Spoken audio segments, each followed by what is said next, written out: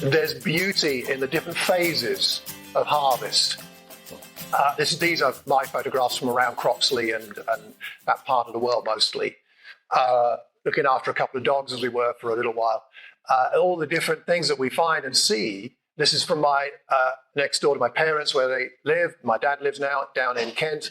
These cornfields, walking through them is beautiful to be able to do that and see that up close. And the harvest all around us, the different kinds of oats and wheat and barley. Oh, and then the fruit from our own garden of different kinds. Penny's wheelbarrow there, full of things that she's grown. How many pots do we have currently in the garden? Reducing the pots. I gave loads away. I thought we had. I thought we had quite a lot of pots until we were watching Gardener's World. Was it 2 days ago? And there was a feature there of a lady who has 700 pot plants in her garden. And I thought, no, we don't have very many at all. Those are the girls. So, and because Penny's gift as a gardener comes from her mother and her father, this is part of her father's garden back in the day. That's an enormous area of his garden given over to potatoes and rhubarb and beans and all kinds of things. I mean, that chap knows how to grow vegetables and fruit, I can tell you, and we benefited from that. When I was in my early 20s, I spent some time working on farms down in Kent, and this was one I worked on, which was a fruit farm, and this was the best job I ever had, which was driving a tractor during the fruit harvest. So my job was to, on the back of the tractor, they had really big boxes, not actually those, which are the trailers, but they had big boxes, probably about this square, and they fit onto some forks on the back of the tractor. And my job was to lift up the box on the forks, drive about 100 feet, stop the tractor and let down the forks with the box, and then sit there for 20 minutes while all the fruit pickers picked all the apples and put them in the box.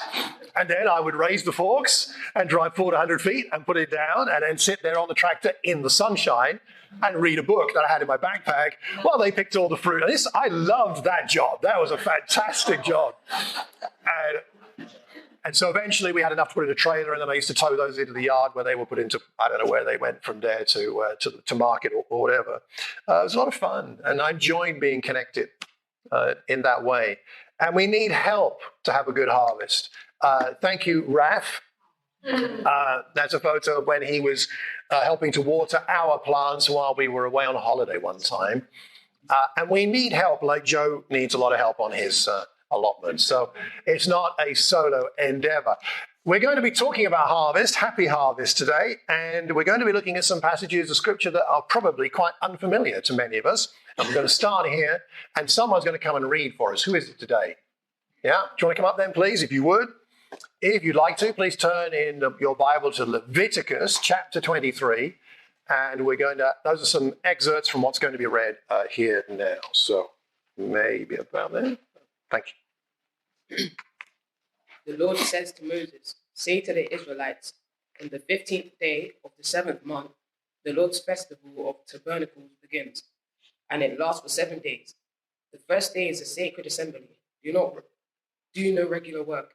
For 7 days present food offerings to the Lord. And on the 8th day, hold a sacred assembly and present a food offering to the Lord. It is a closing special assembly. Do no regular work.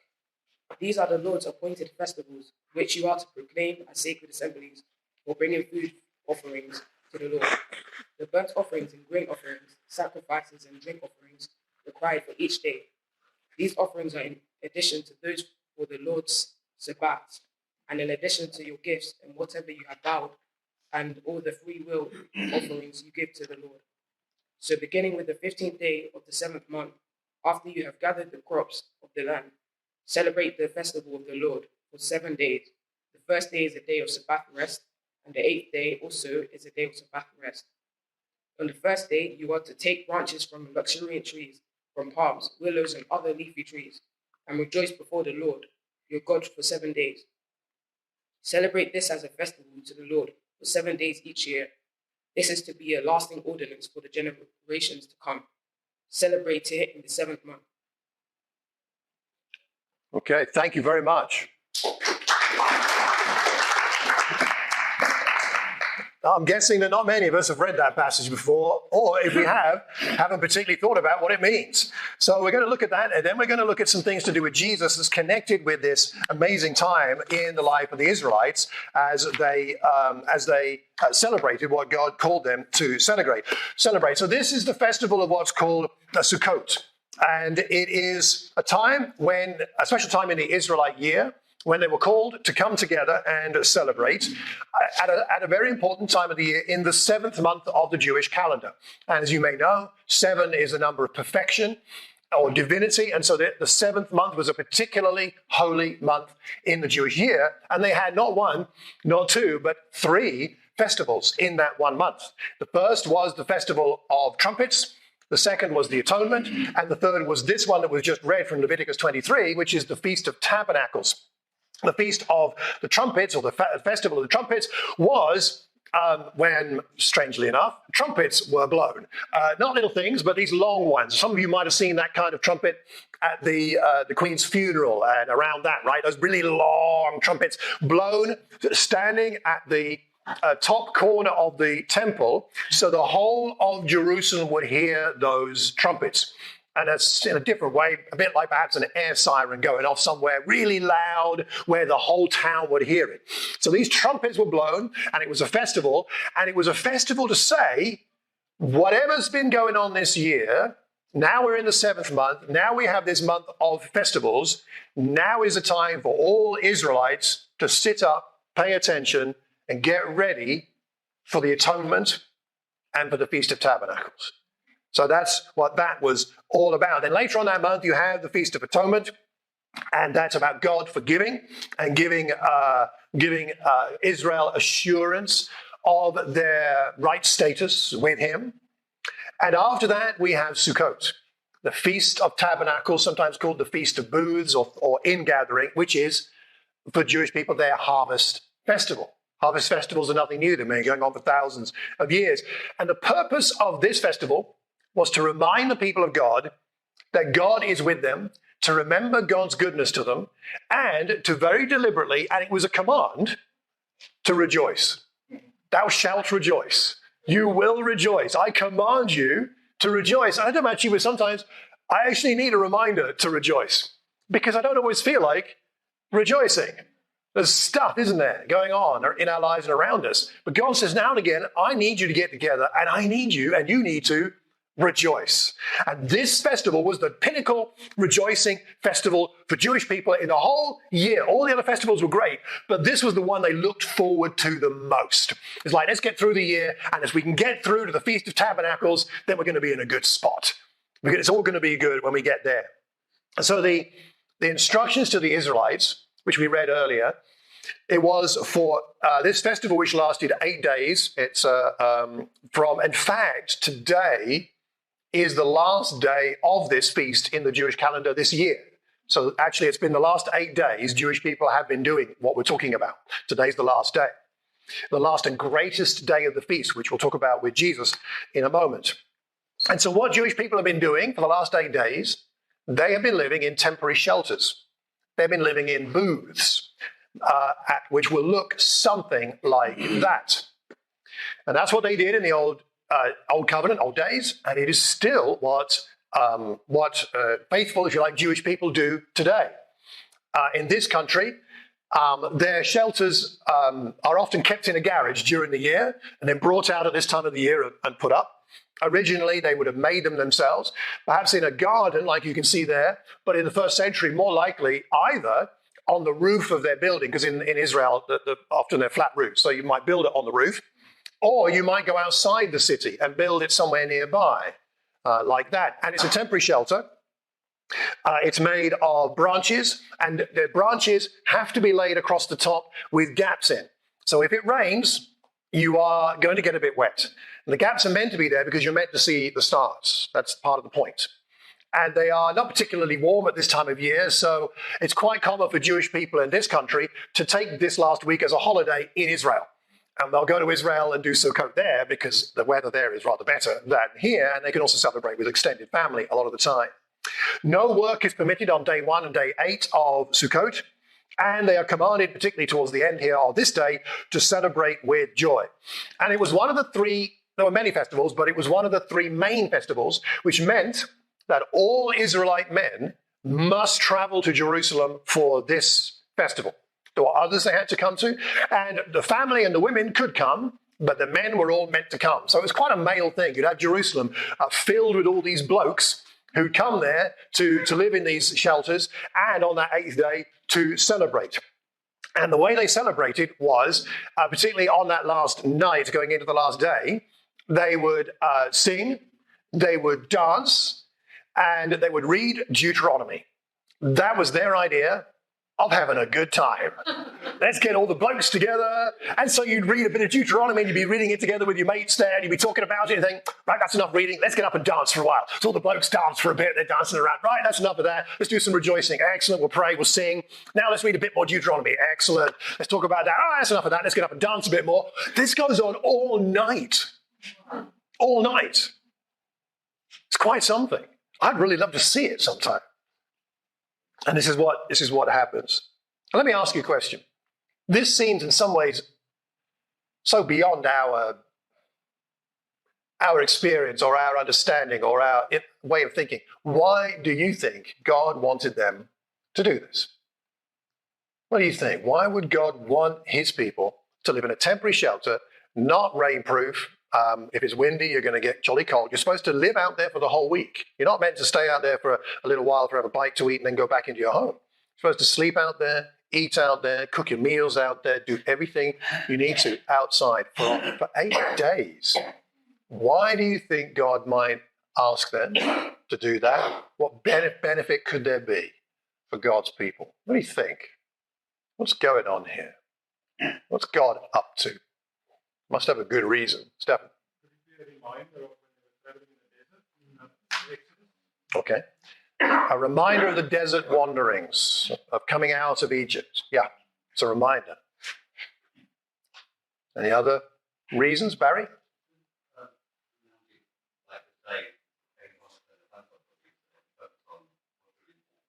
Turn your phone off, turn off the internet, off your devices, and narrow down your focus onto what's really important. If you're not in your home, you haven't got all those other things in your home to be concerned about. You're just in this little shelter. It's like going camping in a way. It simplifies life, doesn't it? Very good point. Io, did you have something? Where they've come from.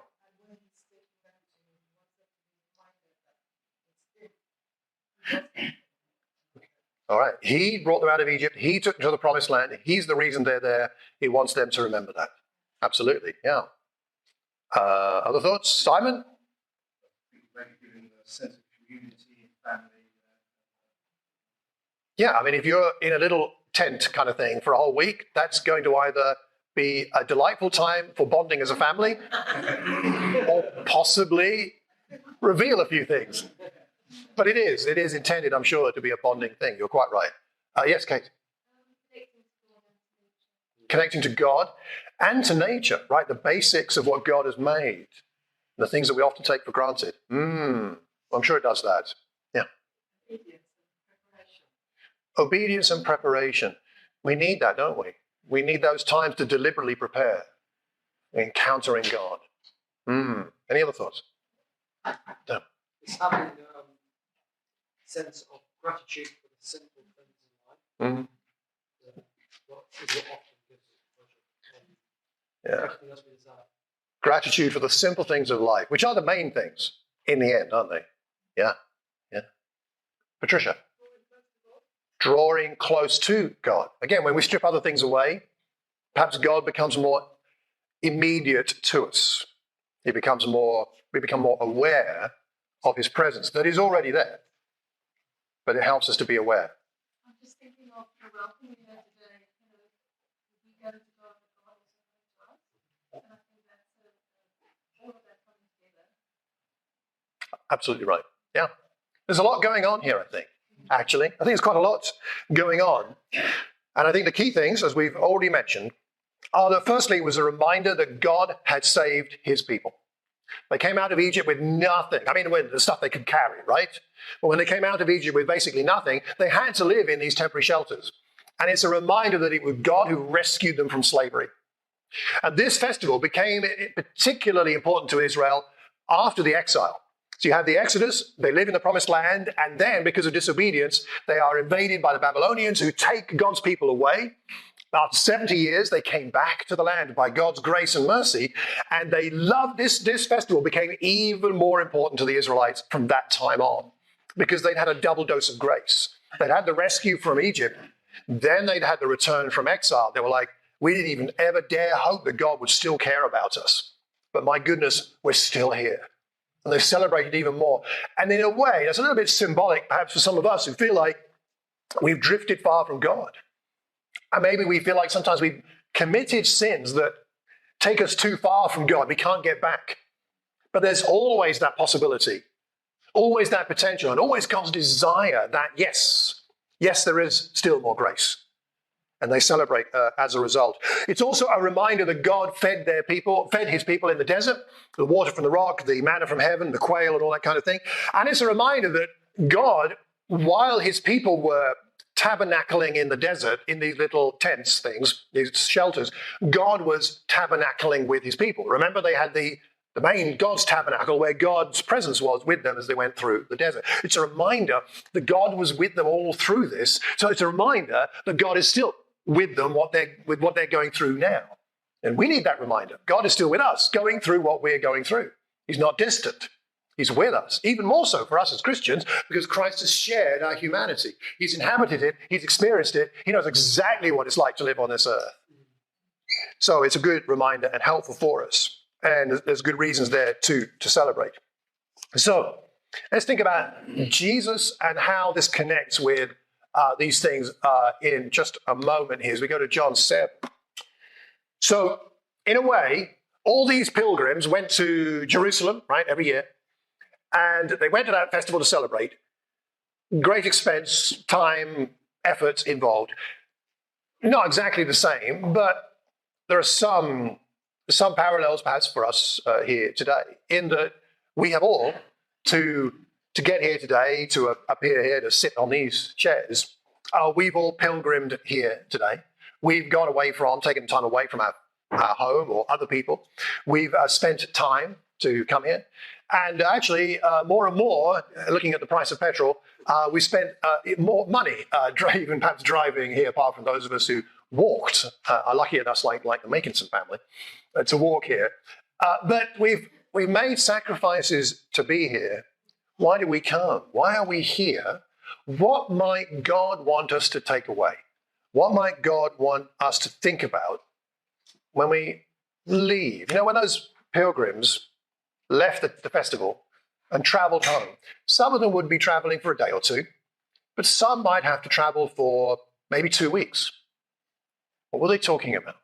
What did they see at the festival? What did they learn? What were they reminded of as they went home? And it should be like that for us. That as we leave here today, we're going home talking about in the car, walking along the road. What do we see of God today? It's good to see old friends like Io and Tyler. Fantastic. It's good to see each other. And I've missed all of you last 2 weeks. I was in Thames Valley last week and had COVID the week before and all that. But it's more than that, isn't it? It's more than just the human. It's something else. It's what does God want us to take away? So let's think about Jesus here. Now, this is in John 7. And Jesus, it says, is there on the last and greatest day of the feast. And the feast in the context in John 7 is the Feast of Tabernacles. So this is actually what's going on. And I find it rather interesting to reflect on the fact that Jesus himself must have done all of this, lived in a little booth for a week, for 8 days, and done all that kind of stuff. It's been very interesting. I'd like to have a chat with him about what his experience was of that, what he took away from it. But he's at this festival in Jerusalem, at the temple, in fact. He's in the precincts there. And it's there that he stands up and says at this festival, let anyone who is thirsty come to me and drink. Whoever believes in me, as Scripture has said, rivers of living water will flow from within them. And by that he meant the Spirit, whom those who believed in him were later to receive. Up to that time, the Spirit had not yet been given. Jesus had not yet been glorified. So why does he talk about water in this festival time? The reason is this, that in the original festival, we read earlier in Leviticus 23, there were things to do like live in the booths and rejoice and all that. But after the exile, the rabbis added 2 extra things to the festival. And one of them was to do with water, and the other was to do with light. And we're not going to talk about the light one today, though you'll remember that Jesus said, I am the light of the world. That's in John 8, and that's also at this festival. And for that light, they used to put huge candelabras on huge pillars. So these pillars were, I don't know how tall, but they were in the temple precincts. And they were so tall that you could see them from all around Jerusalem. And these were enormous candelabra, more like a fire pit, I'd put it that way, like an enormous fire pit on a pillar. And it was said to be so bright that you could light up the whole of Jerusalem from all of these fire pits on pillars in the temple. So when Jesus says, I am the light of the world, he's referring to this light that goes out from God's temple to God's people, to the world. That's what he's talking about. But anyway, we're not looking at that today. We're talking about the other thing they added, which was this, that a priest would go down to the pool of Siloam. Now, the pool of Siloam, and I will show you this bit of video I took in 2018 when Penny and I were lucky enough to be in Jerusalem. And this is at the pool of Siloam today, which has been excavated. You can't see much of a pool now. There's not much of an area of water. But this is where the water was. The pool of Siloam was the original main water source for Jerusalem. So very important. It's the water of life for Jerusalem. Without this water, no life in Jerusalem. So symbolism there. You've got life because that pool is there. It's the water of life. And that was Doug Jacoby, some of you know, just on the left, as went past there. And in this pool, the priest would go and with a special receptacle, take some water from the pool and walk back ceremonially to the temple and then pour it, walk around the altar once and then pour it on the altar. And on the last day of the feast, which is the day that Jesus is saying, if you're thirsty, come to me, streams of living water will come from those who believe in me. On that day, the priests go down to the pool in Siloam, they get the water, they go back to the temple, they walk round the altar 7 times, of course, and this time, on the last day, and they pour the water on the altar, and then it's when the celebrations begin, and they start singing and dancing and everything else that's going on, having a great time. So this is symbolizing a number of things. For the water, it symbolizes the water that came from the rock when they were traveling through the desert. The fire represents the pillar of fire that guided the Israelites through the desert, of course. The pouring out of the water was also a prayer for rain, because this harvest is now coming and then we need rain in the autumn for whatever's coming next. So it's also about a prayer for rain and about God, asking God to provide what is needed, the life for the rest of the year or for the next sort of harvest year. And it's also God was called a messianic and eschatological purpose, which is simply this, that in pouring out this water, it's connected with the idea that Messiah is coming. One is coming that has been promised, who is going to give us the Spirit, something that's prophesied in Ezekiel 36, 37. You can look at that up later. This is coming. This Spirit is coming and is going to enliven God's people. It's going to give them life and give them life that they can then to give to the world. So this is all connected with this festival. It's all connected with what Jesus is doing here in John chapter 7 and the pouring out of the water. And they are prefiguring the idea that God's Spirit one day is going to be poured out on God's people and then through God's people poured out into the world. In other words, it's not just going to be for the Israelites. It's not just going to be for Jerusalem. It's not just going to be for a few people. This new life that Jesus is promising, this transformation of life, is going to be available to all people. And you know it's going to come through. It's going to come through those people who believe in Jesus and then receive from him this new life, this transformed life, this Spirit-filled life that then will pour out from them to whoever needs it, for whoever else is thirsty. And we live in a thirsty world, thirsty for meaning, thirsty for purpose, thirsty for healing, thirsty for hope. Hope is very fragile, easily damaged, easy to lose sight of. But if we have that living water, if we have that Spirit, we can offer hope. Maybe not my hope or your hope personally, but more hope in Christ. There is hope. This hope is available to all who want it, all who need it. Think about what happened when Jesus came. The Word became flesh and made his dwelling, and that word in the original language is tabernacle. Jesus tabernacled with us so that we could see his glory. In John chapter 2, Jesus didn't just change water into decent supermarket wine. He turned the water into the best wine ever. The host at the marriage said, "What? Normally you give the best wine at the beginning. You save the best wine for last." You see, Jesus, when he does things, he doesn't just improve them, he transforms them, makes them the best they can be. Water, we're talking about water. Water into the best wine possible. John 3, we're told that we're born on what? Water and the Spirit, working together, transformed, being born again, not just being improved, not becoming more religious or something, but changed utterly, born again. In John 4, the woman where is she? At the well, who needs water because she's thirsty, is promised something by Jesus. Everyone who drinks this water, the water that he provides, will be thirsty again. Whoever drinks the water I give them, will never thirst. The water I give them will become in them a spring of water. In other words, it's available to other people, like he's talking about in John 7, and it'll give them eternal life.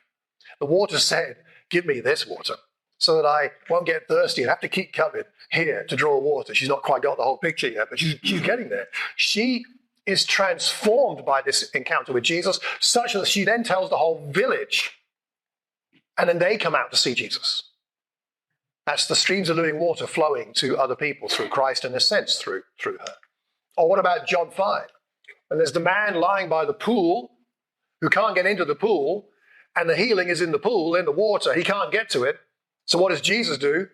He directly heals the man and says, "Okay, take up your mat and off you go." He's healed there. He's given hope. He's transformed, not improved. And in John 13, at the Last Supper, Jesus gets some water, pours it into a basin, and washes his disciples' feet. How are the feet here this morning? Are they clean? How we do it, preteens? Clean feet? I'm sure we've all got very clean feet. But, you walk around in the first century and you have very dirty feet. He washes his disciples' feet. And he goes to Peter, and Peter says, "What are you doing? You're going to wash my feet?" And Jesus says, "You don't realize what I'm doing now, but later you'll understand." And Peter says, No, you'll never wash my feet. And Jesus says, "Unless I wash you, you have no part with me." And Peter says, "Oh, okay." And he lets him wash his feet. But it's the washing of Jesus. It's the new life coming from Jesus. It's symbolic here. It's water, but it's symbolic. Jesus is saying, no, you've got to let me wash you. You've got to let me change you, transform you. From the inside out. It's not just an external kind of washing, is it, that he's talking about here? And so just to wrap up, and then we'll take communion together. I think the question from all of this, I've given you a bit of a history lesson, some geography, some theology. I've given you some funny words. Okay, we've got a lot going on here. But what I would like us to be considering and thinking about, and maybe talking on our way home from our pilgrimage here today, is what it means to us that we are transformed. Because in the end, all of what God did for his people and what Jesus came to do was to enable us to be transformed into the likeness of God's Son. Transformation. That's what Jesus is about. That's what his Spirit is about. And this world does not need a bit of help. It needs transforming. I don't know about you, but before I was a Christian, I didn't need just a bit of help. I didn't need to learn just how to pray a few prayers. I needed transforming. My life was a mess. Most other people couldn't see it because I kept it kind of hidden, as you do. And even today out there, we have friends whose lives look okay, but they're pretty messed up. Not that we're being judgmental, because who are we to judge? I mean, we've got our own challenges, right?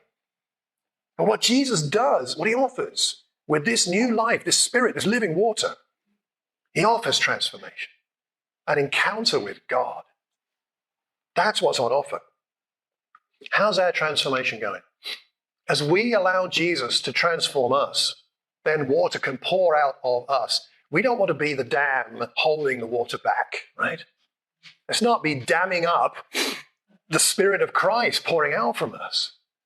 We got to let it flow. We got to let it out.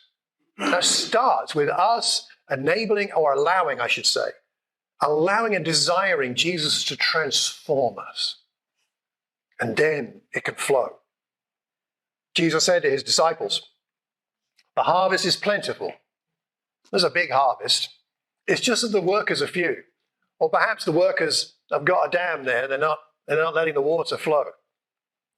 Ask the Lord of the harvest to send out workers. And to the woman, or to the disciples around the encounter with the woman in John 4, Jesus said, don't you have a saying, it's still 4 months until harvest? I tell you, open your eyes. Look at the fields. They're ripe for harvest. Transformation is available.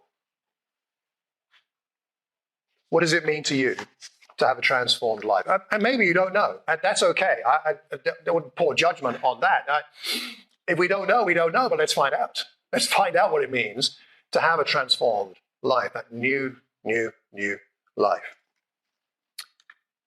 Jesus, at that Last Supper, offered bread, offered the fruit of the vine, the cup of the new covenant, which was symbolizing his body and his blood, because he was to go to the cross so that then God would raise him from the dead and transform his dead body to a new body, a new life in his old body, but a new life, which is the kind of thing that's going to happen to us. And how did this new life come to us? They came to Jesus on the cross and found that he was already dead. They didn't break his legs. Instead, one of the soldiers pierced Jesus' side with a spear, bringing a sudden flow of blood and water. There are some medical reasons why water comes out, but I think it's rather interesting that that's what happens, and it's recorded by John. Blood and water. Why the water? Maybe it's symbolizing this Spirit that's to be poured out soon after this in Acts chapter 2. The Spirit of new life. The Spirit that gives us hope. The Spirit that transforms us. The Spirit that gives us the capacity to allow God's Spirit to pour through us to the world around us. The blood going to the cross released the blood and the water. Jesus' blood and water poured out in death gives you and me life. The Lord's Supper that we're about to take celebrates this new life. So let's celebrate. Maybe you want to read Deuteronomy. Maybe you want to dance for a while. I don't mind, whatever. But we come here to celebrate the harvest, a harvest given to us by God's grace, a harvest that says there is hope, a harvest that says this isn't only for you and me in this room, it's for the world.